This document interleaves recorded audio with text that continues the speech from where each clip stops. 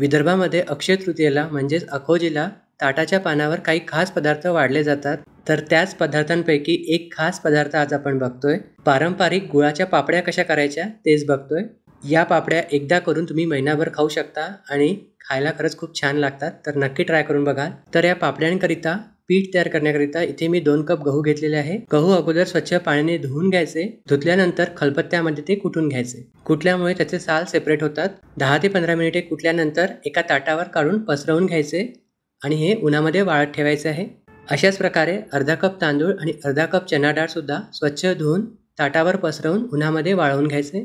हे 1 दिवस वाळवून घेतल्यावर गहू जे आहे त्याला हाताने अगोदर चोळून घ्यायचे. त्याचे जे साल आहे ते सेपरेट करायचे आणि मग पाखडून तुम्हाला याचा कोंडा सेपरेट करायचा आहे.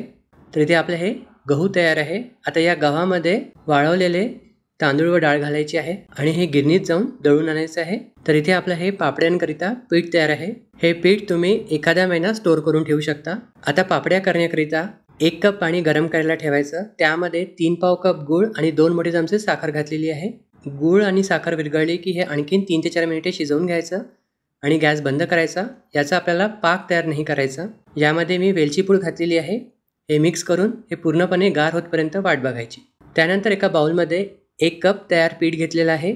यामध्ये किंचित मीठ, थोडीशी वेलची पूड आणि 1 चमचा तूप घातलेला आहे.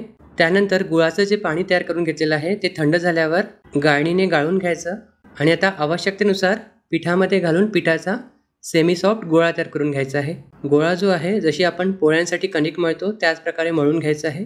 गोळा मळून झाल्यावर थोड्या वेळ रेस्ट द्यायचा आणि त्यानंतर पापड्या लाटून घ्यायच्या आहे. तर या पापड्या करण्याकरिता इथे मी हे रेषा असलेलं लाटणं वापरत आहे.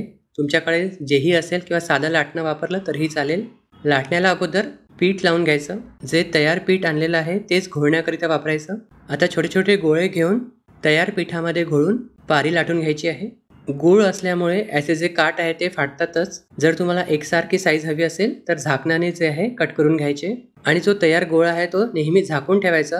हवेशी संपर्क आला की गूळ असल्यामुळे तो घट्ट होत जातो, कडक होत जातो. इन केस कडक झाला तर आणखीन थोडंसं गूळ पाणी लावून सैलसर करून तुम्ही नंतर पारी लाटून घेऊ शकता.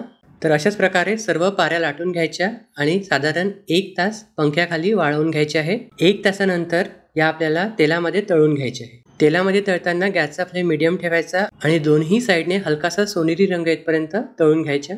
जास्त जळू द्यायच्या नाही कारण तेलाबाहेर काढल्यावर सुद्धा त्या शिजत असतात आणि त्याचा रंग बदलतो. अशा प्रकारे सर्व पापड्या तळून घ्यायच्या. या पापड्या फुगत नाही आणि जशा जशा या थंड होतात त्या कडक होत जातात आणि या पापड्या तुम्ही महिनाभर स्टोअर करून खाऊ शकता.